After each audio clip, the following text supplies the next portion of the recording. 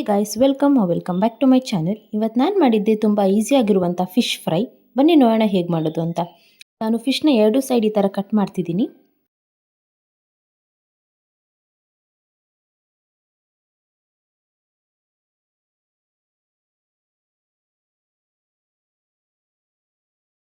Cut ಮಾಡಿದ ಮೇಲೆ ಇದಕ್ಕೆ 1 ಟೇಬಲ್ ಸ್ಪೂನ್ ಖಾರದ ಪುಡಿ, 1 ಟೇಬಲ್ ಸ್ಪೂನ್ ಉಪ್ಪು ಮತ್ತು ಸ್ವಲ್ಪ ಅರಿಶಿನ.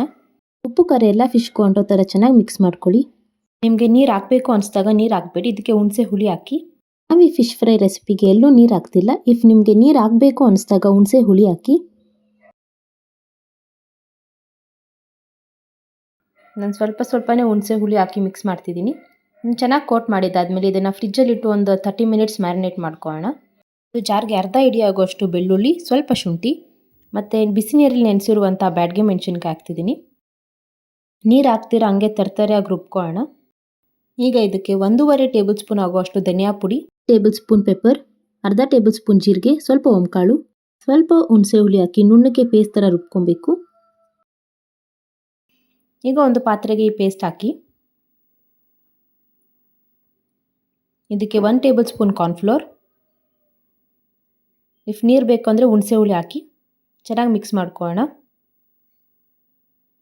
ಇದಕ್ಕೆ ಮ್ಯಾರಿನೇಟ್ ಮಾಡಿರುವಂಥ ಫಿಶ್ ಹಾಕ್ತಿದ್ದೀನಿ. ಎರಡು ಕಡೆ ಮಸಾಲ ಹಾಕಿ ಚೆನ್ನಾಗಿ ಕಲಿಸ್ಕೊಳ್ಳಿ.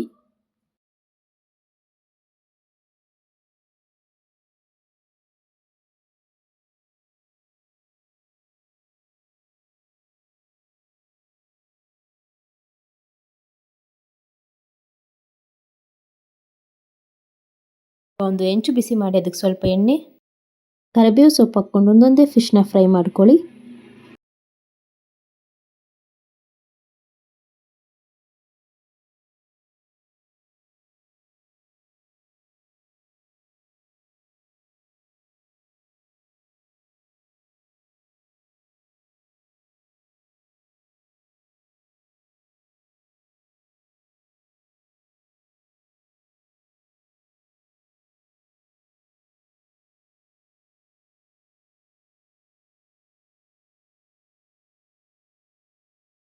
ಎರಡು ಕಡೆ ಚೆನ್ನಾಗಿ ಫ್ರೈ ಮಾಡಿಕೊಂಡ್ರೆ ನಮ್ಮ ಫಿಶ್ ಫ್ರೈ ರೆಡಿ ಆಗುತ್ತೆ.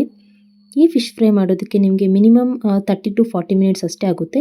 ರೆಸಿಪಿನ ಯಾರು ಬೇಕಾದರೂ ಟ್ರೈ ಮಾಡ್ಬೋದು. ಇಫ್ ನೀವು ಟ್ರೈ ಮಾಡಿದರೆ ಕಮೆಂಟ್ಸಲ್ಲಿ ಹೇಳಿ ಹೇಗಿತ್ತು ಅಂತ. ವಿಡಿಯೋ ನಿಮಗೆ ಇಷ್ಟ ಆಗಿದ್ರೆ ಲೈಕ್, ಶೇರ್ ಆ್ಯಂಡ್ ಸಬ್ಸ್ಕ್ರೈಬ್ ಮಾಡ್ಕೊಳ್ಳಿ. Thank you for watching.